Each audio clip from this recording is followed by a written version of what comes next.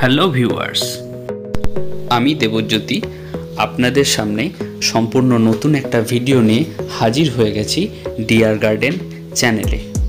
আজকের এই ভিডিওতে আমি আপনাদের দেখাবো নার্সারি থেকে জবা গাছ কিনে আনার পর সেটা কিভাবে আমরা প্রতিস্থাপন করব এবং তার পটিং মিক্স কীরকম হবে।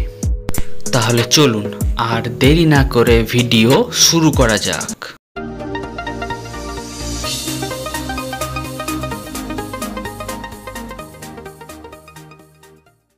যে কোনো গাছ টবে লাগাতে গেলেই তার ড্রেনেজ সিস্টেমটা সর্বপ্রথম ঠিকঠাক করে নিতে হয়। এই ড্রেনেজ সিস্টেম ঠিকঠাক করে নেওয়ার জন্য আমরা প্রথমে টবের যে ছিদ্র আছে তাতে একটা মাটির ভাঙা পাত্রের টুকরো বা খোলামকুচি নিয়ে সেই ছিদ্রটা বন্ধ করে দেব।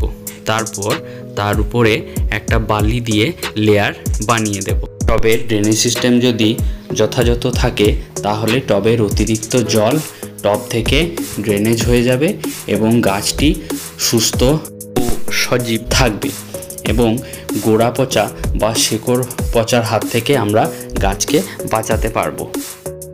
এবার আমরা দেখে নেব জবা গাছের প্রতিস্থাপনের জন্য এর মাটি আমরা কিভাবে তৈরি করব। মাটি তৈরির জন্য আমরা নিয়ে নেব 2 ভাগ গার্ডেন সয়েল, 1 ভাগ পুরনো গোবর সার, 2 মুঠো শিংকুচি, 1 মুঠো হাড় গুঁড়ো এবং 1 মুঠো নিমখোল। এই সব উপাদানগুলোকে একসঙ্গে নিয়ে ভালোভাবে মিশিয়ে নেব।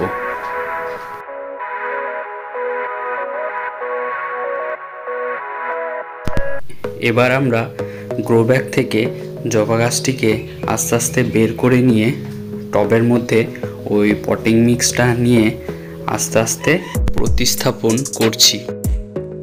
প্রসঙ্গত বলে রাখি যে জবা গাছটির রিপোর্টিং আপনারা ভিডিওতে দেখছেন সেই জবা গাছটি হলো লুনা জবা ভ্যারাইটি।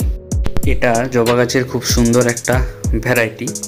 দেখুন, কথা বলতে বলতে আমাদের জবা গাছের রিপোর্টিং কমপ্লিট হয়ে গেল।